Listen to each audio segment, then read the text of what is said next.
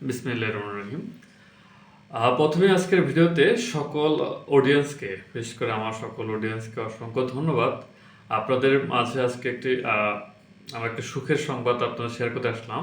আপনাদের সকলের সাপোর্টে খুব দ্রুততর সময়ের মধ্যে আজকে আমার চ্যানেলে 1K সাবস্ক্রাইবার পূর্ণ হয়েছে। এজন্য আবারও কৃতজ্ঞতা আপনাদের প্রতি। আমি আমার এই ছোট্ট চাকরির প্রস্তুতির অভিজ্ঞতা মনে করি আপনাদের সাথে শেয়ার করার চেষ্টা করি।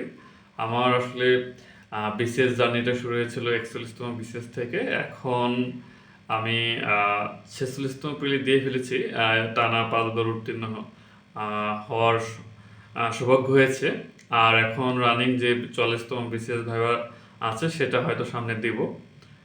পাশাপাশি ৪৭তম বিসিএস এর প্রস্তুতি হালকা পাতলা হচ্ছে, চাকরিরত অবস্থায় যেটুকু হয় আর কি, তেমন হয় না।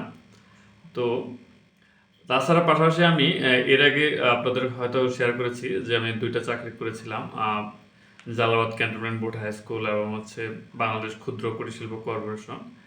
আর বর্তমানে তো আছি পাসপোর্ট অফিসে। তো এই ৩টা চাকরির অভিজ্ঞতা এবং হচ্ছে আমার ক্ষুদ্র প্রয়াস, আমার পড়াশোনার যে চেষ্টা ছিল আর কি। তো এই চেষ্টার আলোকে বা আমার অভিজ্ঞতার আলোকে আমি যে অনেকগুলো পরীক্ষা দিয়েছি সেগুলি আপনাদের সাথে শেয়ার করার চেষ্টা করি এবং ওই সে ভিডিও বানাই।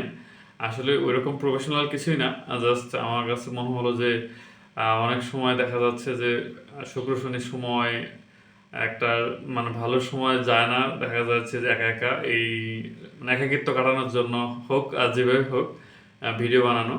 তো আপনাদের আমি অনেক কি বলবো সাপোর্ট পেয়েছি বলা যায়। এবং আপনারা হয়তো দেখে থাকবেন আমার চ্যানেলে ইতিমধ্যে একটি ভিডিও প্রায় 10K ভিউ হয়ে গেছে এবং সর্বশেষ যে ভিডিওটি সেটি প্রায় 3K ভিউ হয়ে গেছে। তার মানে হচ্ছে যে আপনারা আমার ভিডিও দেখছেন এবং সেই হিসেবে সাবস্ক্রাইবও বাড়ছে রেগুলার। আশা করি সামনেও দেখবেন। আমি বিসিএস ফোকাস করে মানে পড়াশোনা করেছি। ব্যাংকের জন্য আলাদা করে তেমন কোনো প্রিপারেশন নেওয়া হয়নি, কিন্তু আমি ব্যাংকে কয়েকটি পরীক্ষা দিয়েছিলাম। যখন বাংলাদেশ ব্যাংকে রেডি 2বার প্রিলি উত্তীর্ণ হয়েছিলাম। একবার রিটেন পরীক্ষা দিইনি ইচ্ছাকৃত কারণে, আরেকবার রিটেন পরীক্ষা দিয়ে ফেল করছি আর কি। যাই হোক, কারণ ওই রকম প্রস্তুতি ছিল না।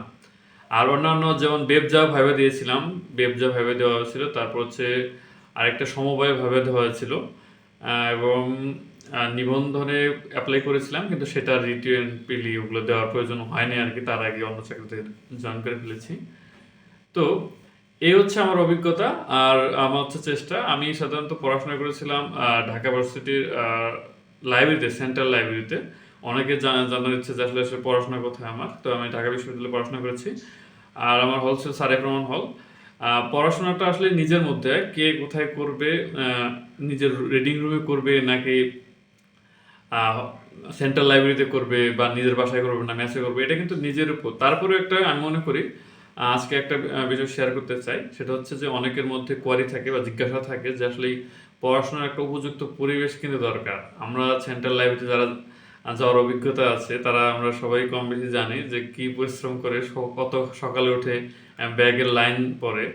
তো একটা পরিবেশের দরকার আছে, যার কারণেই কিন্তু আমরা খুব সকালে উঠে শীতের মধ্যে বা গরমের মধ্যে বৃষ্টির মধ্যে ওই লাইন দিয়ে দাঁড়িয়ে লাইব্রেরিতে ঢুকি।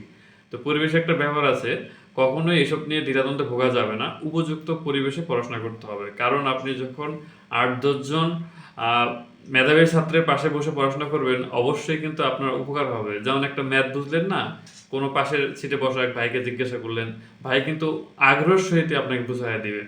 বা একটা দেখা গেল যে কোশ্চেন সলভ করতেছেন পারতেছেন না, পাশের জনকে জিজ্ঞাসা করলেন, সলভ এসে যাবে। আর তার থেকে বড় কথা, আপডেট, সকল জবের আপডেট কিন্তু সকলেই রাখে।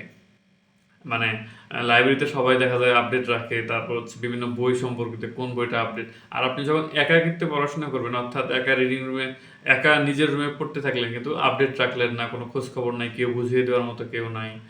তো বিষয়টা কিন্তু তখন একটু সংকুচিত হয়ে যায় বিষয়টা। আর নিজের মাইন্ডকে ব্রড করতে বা শেয়ার করতে হলে একটা ভালো পরিবেশ দরকার। আমি আপনাদেরকে সাজেস্ট করবো যারা নতুন একদম, তারা ভালো একটা পরিবেশে পড়াশোনা করার চেষ্টা করবেন যদি সুযোগ থাকে। আর সুযোগ না থাকলে তো অবশ্যই নিজে নিজে পড়াশোনা করতে হবে। এই আর কি। ধন্যবাদ সকলকে আবারও আমার পাশে থাকার জন্য। চ্যানেলটি আশা করি আরও ভিডিও আসবে অনেক, আপনারা পাশে থাকবেন এবং সাপোর্ট করে যাবেন। ধন্যবাদ সকলকে। আসসালামু আলাইকুম।